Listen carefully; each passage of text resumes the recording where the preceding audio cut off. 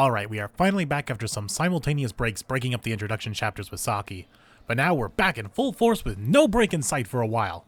What do you have for us, Nakamura? It's another daily life chapter. I mean, don't get me wrong, I do enjoy the daily life chapters, and this is even one of the flirty date chapters that started in the previous volumes, which are fun, because we get to see brief glimpses into solo dates. But it was literally 7 chapters ago. It hasn't even been 3 months, even with all the breaks. I'm just so confused. I mean, we do have Saki now, who is in this chapter, thankfully, but okay, there's only 10 of them in this chapter. That's less than the previous, so maybe each date is a bit longer to flesh them out a little more? Each date still isn't longer than 2 pages each. How am I supposed to make content on a bunch of segments again? It's too soon since the last one. And there's even less segments this time. I didn't think I have to be using this again so soon. But Nakamura and the YouTube algorithm leave me no choice. Unreliable!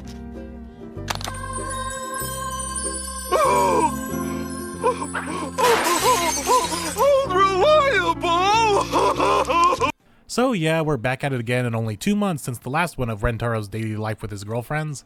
And as now tradition with these segment chapters, we got nothing else better to do but to go over all of them and then rank them. So then you can all hate me in the comments section below for not putting your favorite segment at the top. With only 10 segments, this shouldn't be too hard. Instead of like always where I do a brief overview of the chapter and leave some stuff for you to discover on your own by reading the chapter yourself, with these ones, I'll be going over every date and then ranking them at the end. But even though we are going over everything, please continue to support the official release, as well as the scanlation teams who are putting in the hard work to bring this to us. I'm Moonlight150, and this is Chapter 188 of the 100 Girlfriends manga, Rentaro's Daily Life with His Girlfriends Part 3. We open with the chapter Carrier. Rentaro is over at Matsuri's house for a movie date, but apparently the movie wasn't that interesting and lacked some festivals to keep her attention, so Matsuri ended up nodding off. Rentaro is caught up admiring Matsuri's striking features again, due to her half-Japanese and half-English heritage yet again. Combining that with her gothic Lolita attire, Rentaro compares her to a bisque doll. No, not that one. And decides to do the respectful thing and put her into bed. Being picked up wakes Matsuri up, and I guess she gets smitten? I wouldn't call this being embarrassed or tsundere behavior. Guess we'll just go with smitten. And she asks for a hug, and we end the segment there. In The Bard and the Unreadable Breeze, we learn that apparently Uto has a habit of sneaking in kisses. Damn girl, I wasn't familiar with your game. Gonna have to put you up a rank higher on the thirsty scale. As Uto yammers on about being a bard again, Rentaro decides it's his turn to surprise her with a kiss instead, which he does so successfully. All flustered now, she nudges up to Rentaro for some payback and gratitude. Okay, with that face, Uto may need to go up 2 tiers on the thirsty scale. Hikari is back to her innocent maiden act in Hikari's Maidenly Date, where she finally got her amusement park date with Rentaro that she has wanted since Chapter 8. After she suggests some time alone on the Ferris wheel, Rentaro reiterates that the series does have an audience that may be under the age of 18. Slightly miffed at the insult, she insists that she also enjoys the PG-rated way of flirting as well as the R-rated. So they head off to the Ferris wheel for a makeout session, to where we see that Hikari is barely keeping her primal urges in check, until Rentaro goes in for the knockout blow with a hug, and she loses any kind of restraint she may have had. Also, I like the stray that Karine catches in Hikari's inner monologue. Me thinks the lady doth protest too much. And also, a nice callback to the teasing she did to Karine during the proposal arc. Yamame and Rentaro go on a movie date in Yamame-chan's Big Heart, where the topic of hugging your bigger-than-you girlfriend comes up once again. With Yamame sitting on the bed, Rentaro is able to hug her like he is the taller one for once. But Yamame's strength comes into play and she ends up taking control of the hug on strength alone. Also, this is making me realize that Rentaro has done a lot of movie dates with a lot of his girlfriends. Hell, we just did one with Matsuri, not to mention the drive-in movie theater date with Natty, the last flirty date with Mai, and the home date with Meimei. Plus, I'm sure there's more I'm forgetting. There's just a lot of movie watching going on in the Rentaro family. Back with our favorite Stage 5 clinger Usa-chan in I Need You. Sheena is feeling lonely once again, but is now understanding that not only does she want to be with Rentaro all the time, but she also wants Rentaro to feel the same way. That Rentaro needs her as much as she needs him. She goes into a mild panic about the idea and runs over to Rentaro's house to see him, and she brings a whole ass ladder with her to do it. Stalker levels are rising. where she sees Rentaro through the window checking his messages, where he seems concerned that Usa-chan hasn't sent any texts in a while, while normally she would have sent 1,000 by now. Realizing that he's worried by her lack of texts, she's instantly relieved and blurts out that she loves him from the window. Relieved that Usa-chan is alright, they go for a hug with her on the ladder. See, I was definitely onto something with my theory video saying this teary-eyed look is used for relief. Slight validation.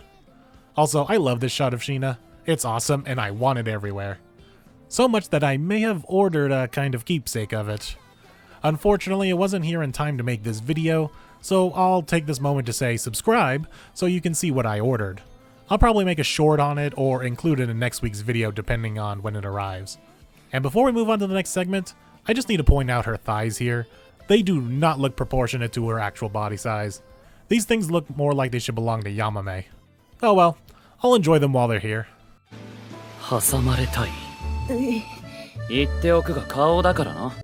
Tama is a fickle feline in other pretty girls. As the couple is taking a walk around the neighborhood, Rentaro notices a cat on the brick wall behind him, and Tama asks if he thought that the other girl was cute. When Rentaro says yeah, that he thought the cat was cute, Tama goes a little cold shoulder out of jealousy. Realizing his mistake, he reiterates that Tama is 100 times cuter than her, and then offers to pick her up to make up for it, which promptly makes Tama apologize for being a jealous grump. Honestly, I kind of want to see more jealous girlfriends. In fidgeting time, Rentaro and Kusuri are having themselves a little makeout session, and Kusuri can't help but fidget with excitement in between each one. Not much else to say here except this is probably the cutest and most wholesome we have seen Kusuri. She's usually more in control, but it's nice to see her lose herself once in a while.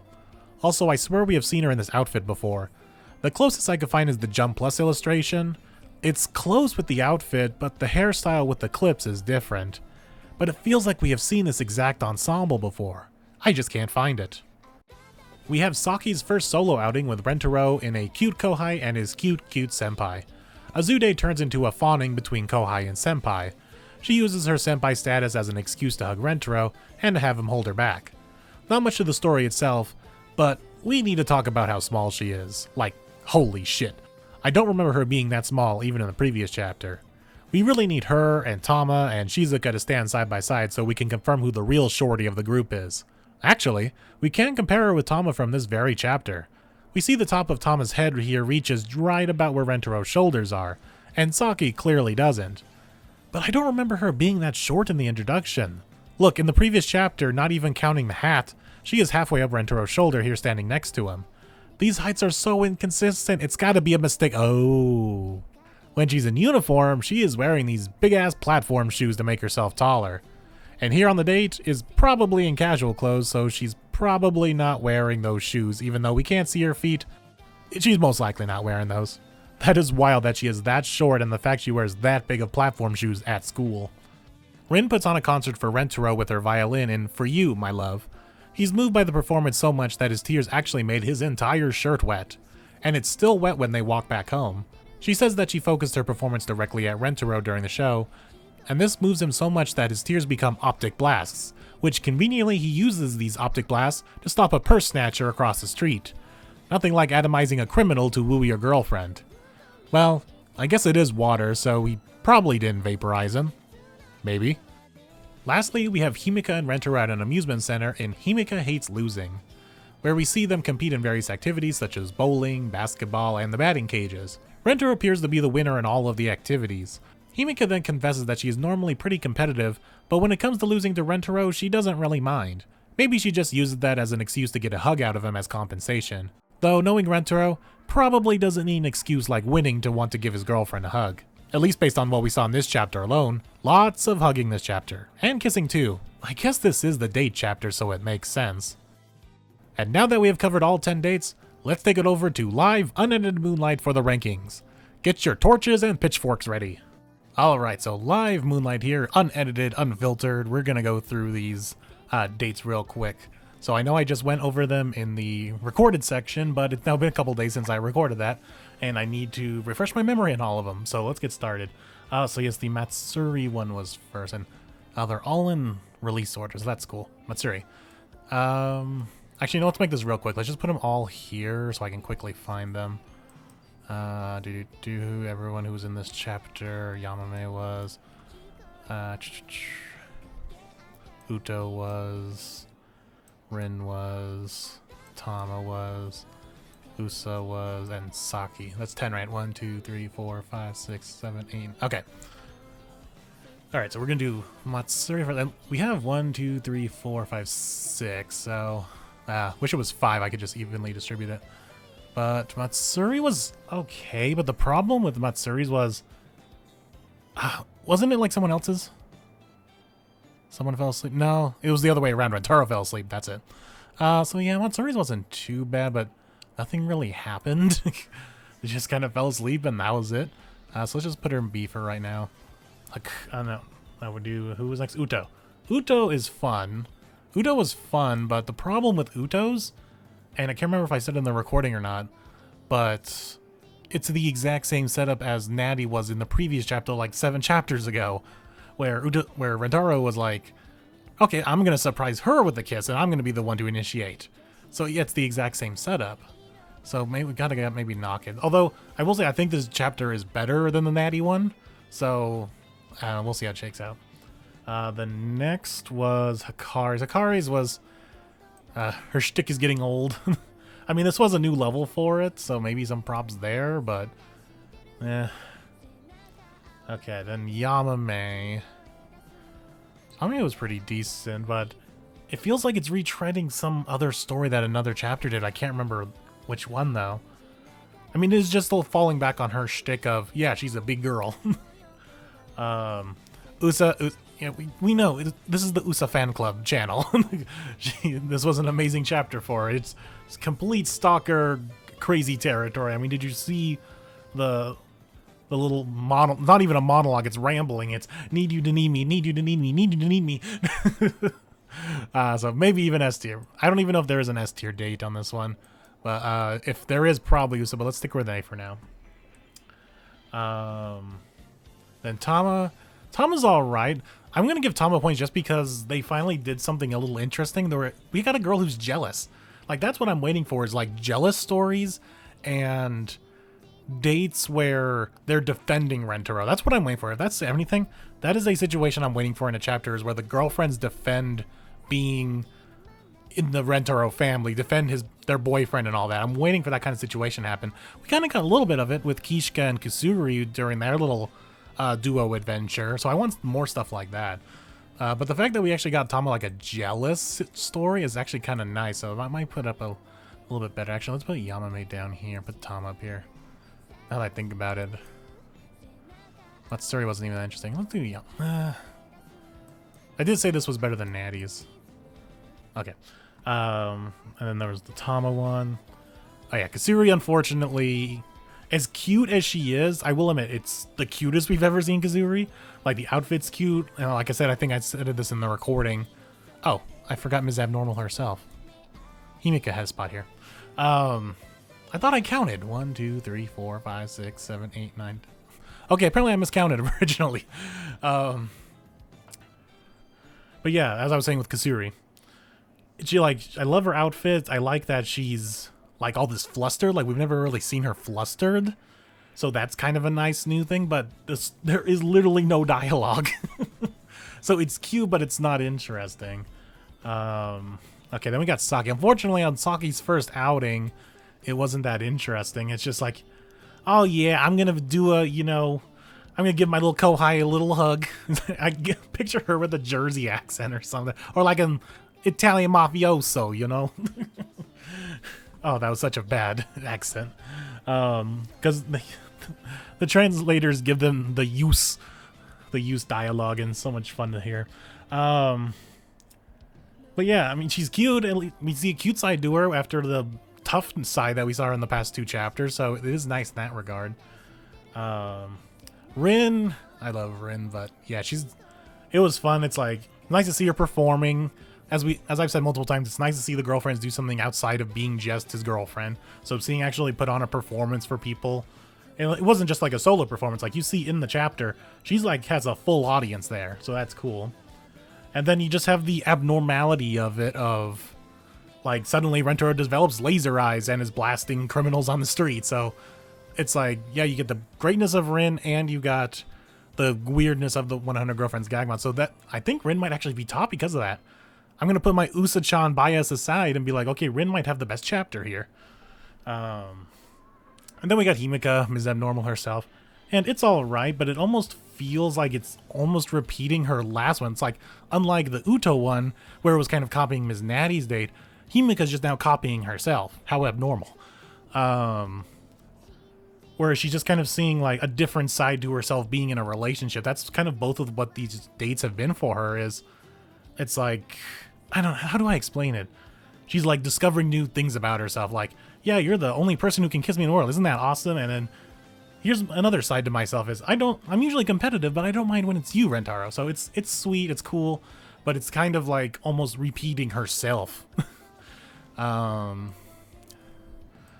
yeah, let's put Saki here. I'm gonna try to make it 2-2-2. You know, since we do need an S tier to balance everything out, I'll put Rin up here, Usa here.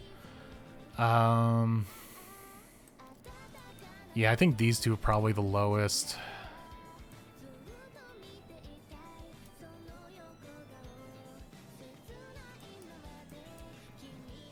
Okay. I think this might be it. So Rin a top tier because it has everything. It has Rin being someone outside of the family. It's the sweetness between them, the weirdness of the optic blast. There's just, you know, the gag, living up to the gag manga. Usa-chan is kind of the same thing. It delves into the character, but it also does have the weirdness of, yeah, she just went full stalker mode and brought a ladder to his house to go check him out. And we just love Usa-chan for it. Uto is kind of a little mixed bag. Like I said, it's pretty much a repeat of the old Miss Natty date, but I think it's slightly better than the Natty one. Tama is just fun because it's the different side. We get to see a jealous girlfriend, and of course it's the cat. It's the freaking cat that gets the first jealous chapter, because of course. Yamame is just kind of uninteresting. It's sweet, but that's about it. But I think it's at least different enough from Himika's, where Himika, like I said, is just repeating what she said.